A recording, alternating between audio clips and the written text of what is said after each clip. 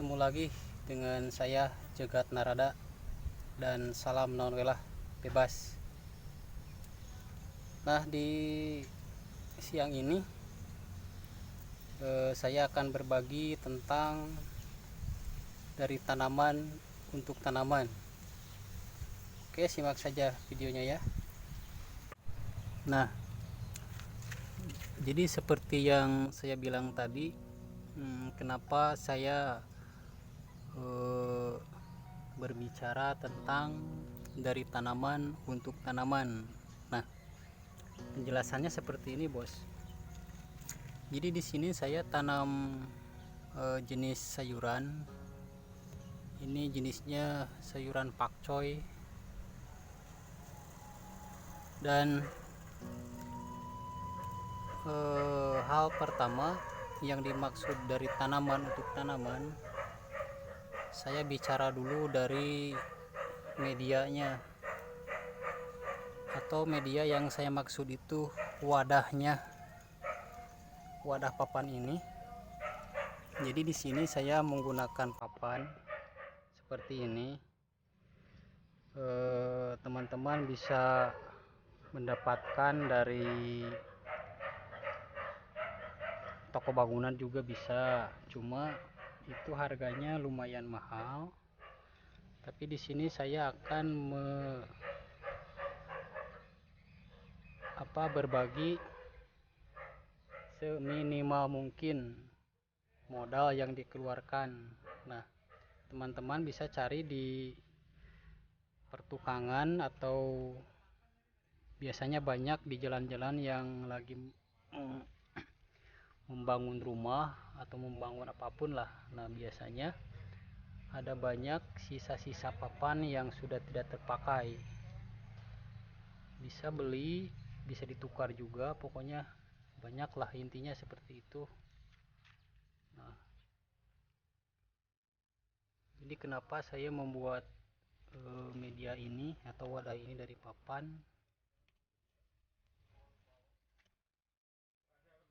Pertama, papan ini dihasilkan dari tanaman. Nah, itu pertama yang disebut dari tanaman untuk tanaman.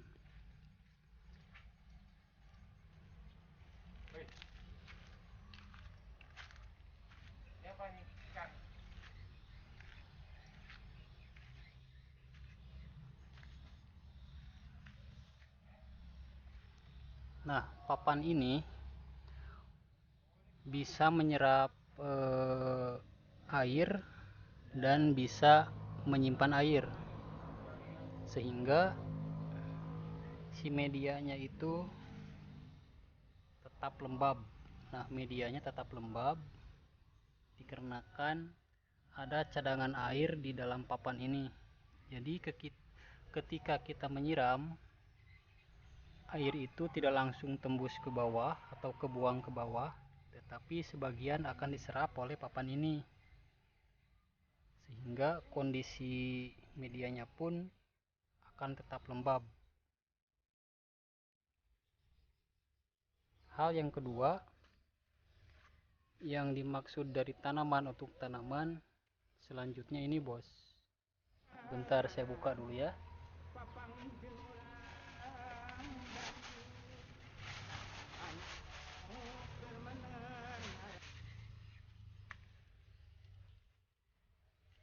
Nah, ini dia. Ini dihasilkan dari tanaman juga, bos. Nah, ini adalah limbah-limbah dari berbagai jenis buah-buahan. Ada buah naga, ada jeruk, ada alpukat, ada buah mangga juga. Nah, bahan ini saya gunakan untuk media kompos. Nah, jadi dalam membuat kompos, caranya saya seperti ini, bos. Jadi bahan kompos itu bisa dihasilkan dari buah-buahan, dari rumput-rumputan, dari pepohonan, intinya dari bahan-bahan organik lah yang ada di sekeliling tempat tinggal kita. Nah, kalau membuat kompos caranya seperti ini. Biarkan saja sampai bahan-bahan ini hancur dengan secara alami.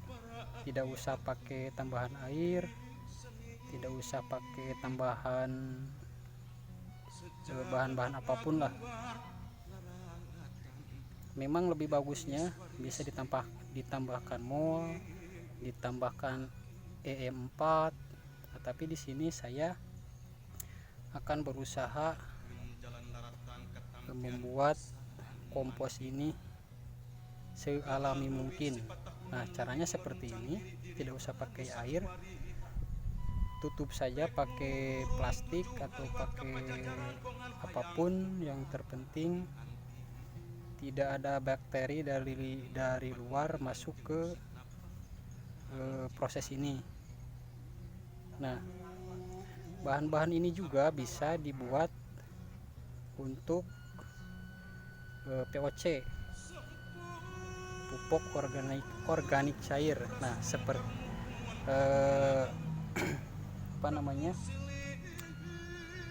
pembuatan organik cair beda lagi. Nah, seperti ini sama bahannya terdiri dari bermacam-macam buah-buahan. Nah, bahannya masih sama, cuma caranya agak sedikit beda.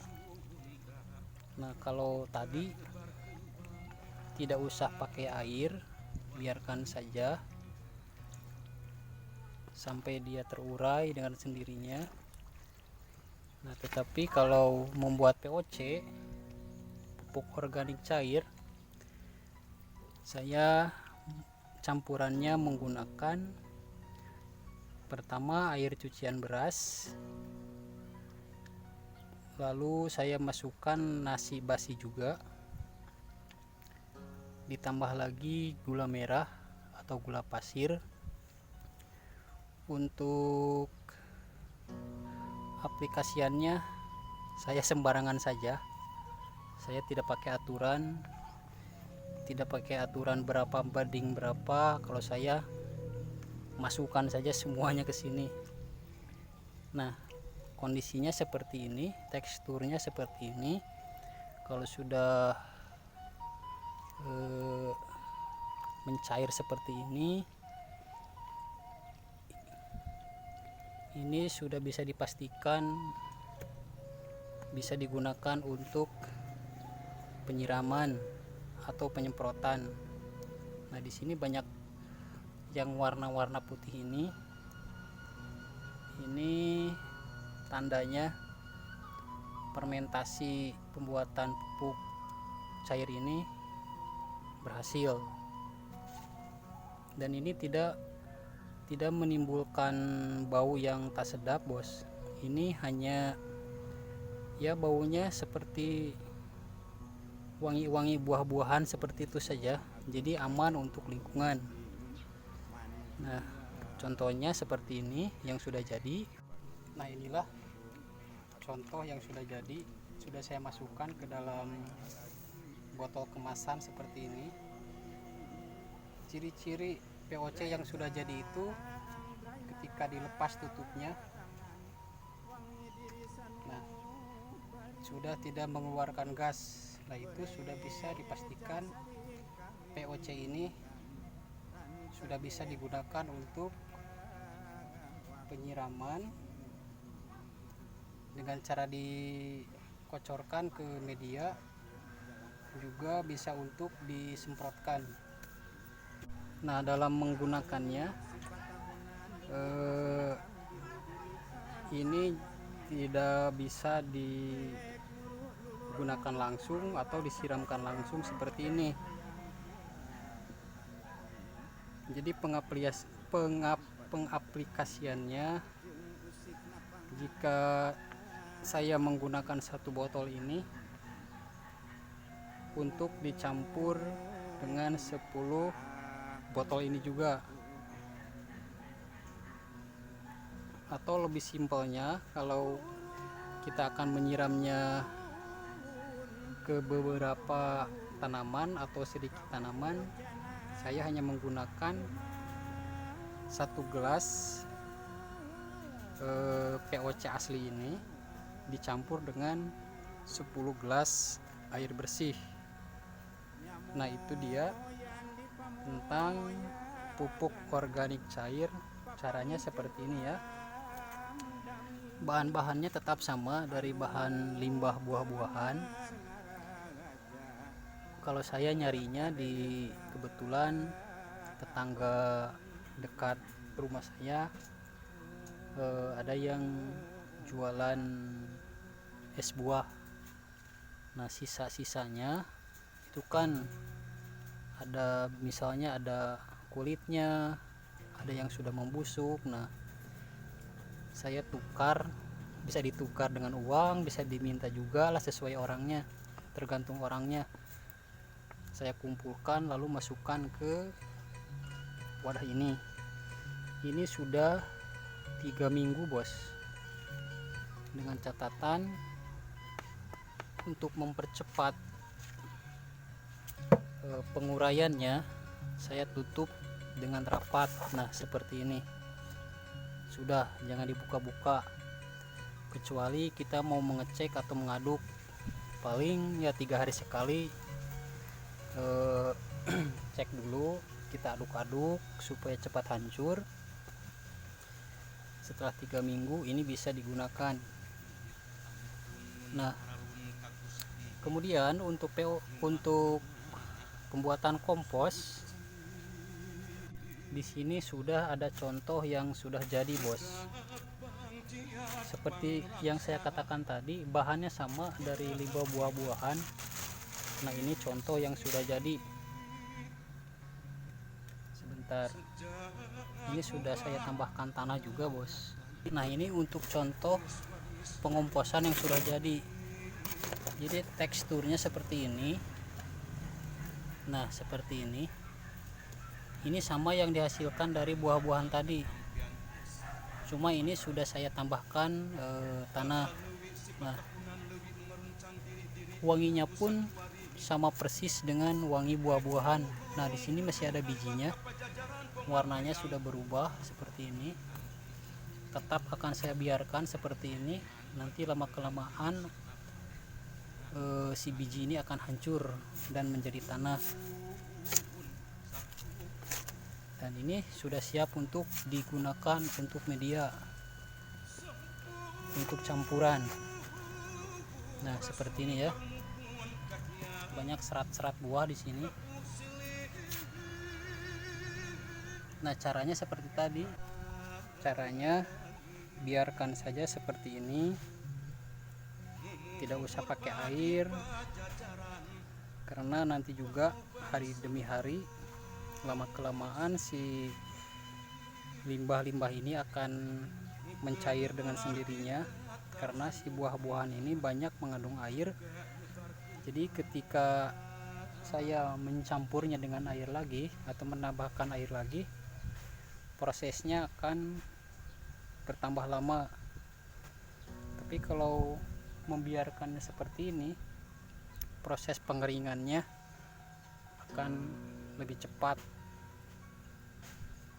Bisa juga ditambahkan dengan derumputan, dengan daun-daunan kering atau daun-daunan yang basah juga bisa. Pokoknya jenis tanaman-tanaman organik lah yang ada di sekeliling kita.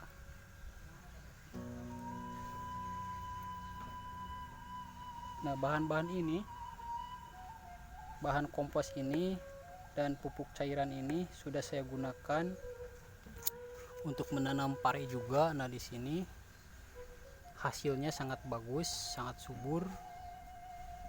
Nah, untuk pembuktiannya di sini saya menggunakan untuk pare. Di sini sudah banyak yang sudah berbuah. Saya tidak menggunakan pupuk-pupuk kimia, hanya menggunakan olahan sendiri saja. dan hasilnya lumayan lah, ada hasilnya seperti ini. Ini media ke sana semua, tanah ini semua saya gunakan campurannya dari kompos buah tadi. Pertumbuhannya sangat subur. Nah, di sini ada pare.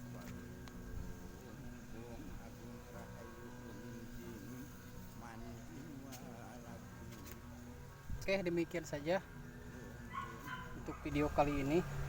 Walaupun videonya singkat, penjelasannya tidak jelas, tapi mudah-mudahan ada sedikit manfaatnya buat teman-teman semua yang ingin memulai belajar menanam, ya sekedar untuk mengisi waktu saja di masa-masa pandemi seperti ini. Kita gunakan waktu semaksimal mungkin, ya setidaknya kita bisa berkebun kecil-kecilan seperti ini. Dan bahan-bahan yang digunakan, usahakan bahan-bahannya organik ya. Oke, demikian saja. Karena saya sudah berkeringat, saya meliput ini siang hari, pas tengah hari, makanya panas betul. Terima kasih telah menonton, semoga bermanfaat. Jangan lupa ngopi, jangan lupa bahagia, jangan lupa bernapas. Salam organik dan salam naon-naon lah.